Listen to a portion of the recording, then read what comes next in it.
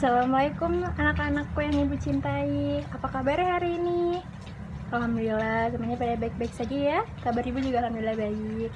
Baiklah, sebelum kita memulai pelajaran hari ini, alangkah baiknya kita berdoa menurut kepercayaan agama masing-masing. Berdoa mulai. Baiklah, sebelum ibu mulai mata pelajaran hari ini, ibu akan mengabsen kalian seperti biasa ya. Anissa, Putri, Dewi, Raihan, dan Dai. Baiklah, hadir semua ya untuk hari ini. Oke, mari kita mulai pelajaran hari ini.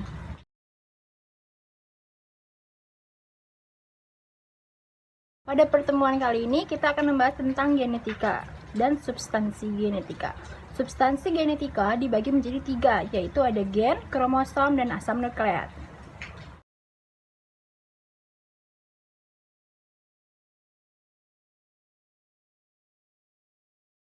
Yang pertama adalah gen. Apakah kalian tahu apa yang dimaksudkan dengan gen? Iya, benar. Gen adalah unit pewarisan sifat pada organisme hidup. Semula, gen itu diidentifikasikan sebagai lokus atau yang disebut dengan lubang kecil yang ada pada kromosom. Nah, kemudian kromosom ini dia biasanya berbentuk homolog atau dia memiliki sepasang. Maka pasangan gen itu disebutnya sebagai alel. Kemudian yang kedua ada kromosom. Apakah kalian tahu apa yang disebut dengan kromosom?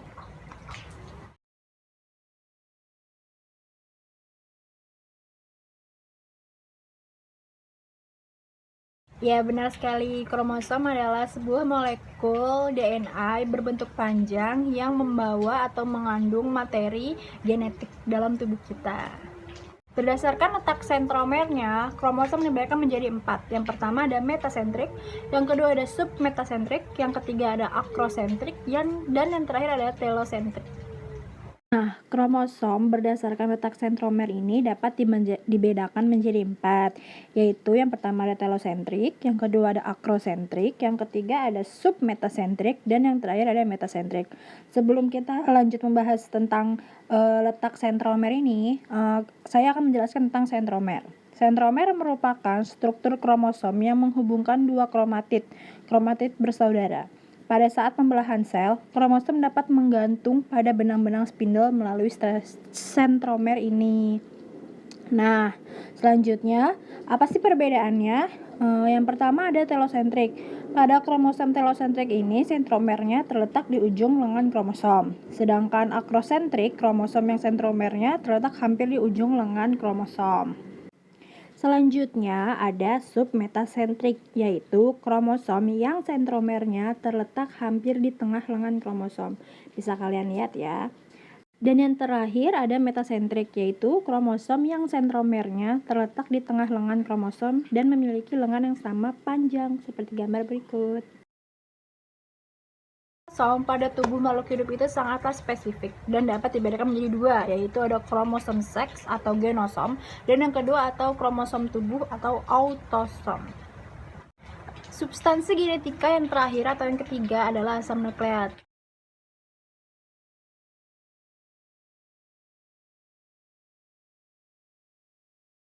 Asam nukleat ini terdiri atas 3, yaitu pertama ada gula yang terdiri dari DNA dan RNA, yang kedua ada gugus fosfat, dan yang terakhir ada basa nitrogen, yaitu ada purin dan pirimidin.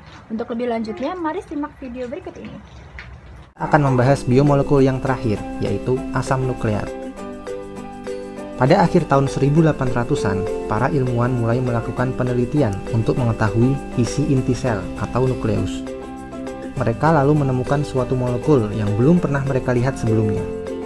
Karena molekul baru ini bersifat asam dan berada di dalam nukleus, mereka menamakan molekul ini asam nukleat atau nucleic acid. Walaupun belakangan diketahui bahwa asam nukleat bisa juga ditemukan di luar inti sel. Belakangan juga diketahui bahwa ada 2 jenis asam nukleat, yaitu deoxyribose nucleic acid atau DNA dan ribonucleic acid atau RNA. Molekul DNA dan RNA ini merupakan molekul besar yang terdiri dari 3 komponen utama. Komponen pertama adalah gula pentosa, yaitu monosakarida yang memiliki 5 buah atom karbon. ada dua jenis gula ini, yaitu ribosa dan deoksiribosa. Komponen yang kedua adalah gugus fosfat yang berupa atom fosfor yang dikelilingi oleh 4 atom oksigen. Komponen terakhir adalah basa nitrogen, suatu molekul kecil berbentuk cincin yang mengandung nitrogen. Ada dua kelompok basa nitrogen, yaitu kelompok purin yang memiliki 2 cincin dan kelompok pirimidin yang memiliki sebuah cincin.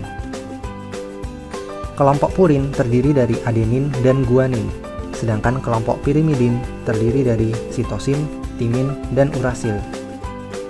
Kelima jenis basa nitrogen ini masing-masing disimbolkan dengan huruf A, G, C, T, dan U.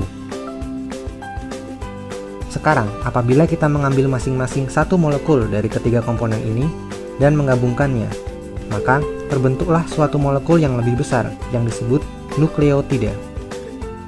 Sejumlah besar nukleotida dapat bergabung membentuk susunan molekul panjang yang disebut asam nukleat. Seperti yang bisa dilihat pada gambar ini, bahwa setiap nukleotida dapat memiliki basa nitrogen yang berbeda-beda jenisnya. Untuk itu, diperlukan suatu cara untuk menyebut asam nukleat ini. Pertama, kita harus memberi nama setiap ujung asam nukleat. Pada ujung atas, gugus fosfat menempel pada atom karbon nomor 5. Oleh karena itu, daerah ini disebut 5'. Lalu, pada ujung bawah, gugus fosfat yang selanjutnya dapat menempel pada atom karbon nomor 3. Oleh karena itu, daerah ini disebut 3'. Terakhir, untuk menyebut molekul ini secara keseluruhan, kita tinggal menggabungkan nama ujung dan urutan basa nitrogen, sehingga molekul ini pun disebut 5', C, A, G, C, G, T, 3'. Seperti yang telah dijelaskan di awal, bahwa terdapat dua jenis asam nukleat, yaitu DNA dan RNA. Apa perbedaannya? Minimal ada 3 perbedaan utama antara DNA dan RNA. Yang pertama adalah jenis gula. Gula yang menyusun DNA adalah deoksiribosa, sedangkan gula yang menyusun RNA adalah ribosa. Yang kedua adalah jenis basa nitrogen. Basa nitrogen pada DNA ada 4, yaitu A, G, C, dan T. Sedangkan pada RNA tidak ditemukan basa nitrogen timin. Ia digantikan oleh urasil, sehingga pada RNA jenis basa nitrogennya adalah A, G, C, dan U. Perbedaan terakhir adalah untaian rantai. Pada DNA terdapat untaian rantai ganda, sedangkan pada RNA untaiannya hanya berupa rantai tunggal. Pada DNA, rantai gandanya bersifat komplementer dan berpasangan, di mana G selalu berpasangan dengan C, yang dihubungkan oleh 3 buah ikatan hidrogen. Sedangkan A selalu berpasangan dengan T, yang dihubungkan oleh 2 buah ikatan hidrogen. Agar tidak terlihat rumit, mari kita sederhanakan ilustrasinya menjadi seperti ini. Pada kenyataannya, DNA tidak berbentuk lurus seperti tangga, namun berpilin dan membentuk spiral seperti ini, yang sering disebut dengan istilah double helix. Kurang lebih seperti inilah penjelasan singkat mengenai struktur dan jenis asam nukleat. Oke, setelah Ibu selesai menjelaskan materi ini dan kita juga sudah menonton video penjelasannya bersama, apakah ada yang ingin ditanyakan? Tidak ada? Baiklah, untuk tugas akhir kalian untuk materi yang sudah Ibu berikan ini, silahkan kalian kerjakan LKS halaman 17 sampai 19 dan dikumpulkan hari ini. Baiklah, Ibu tunggu ya. Terima kasih.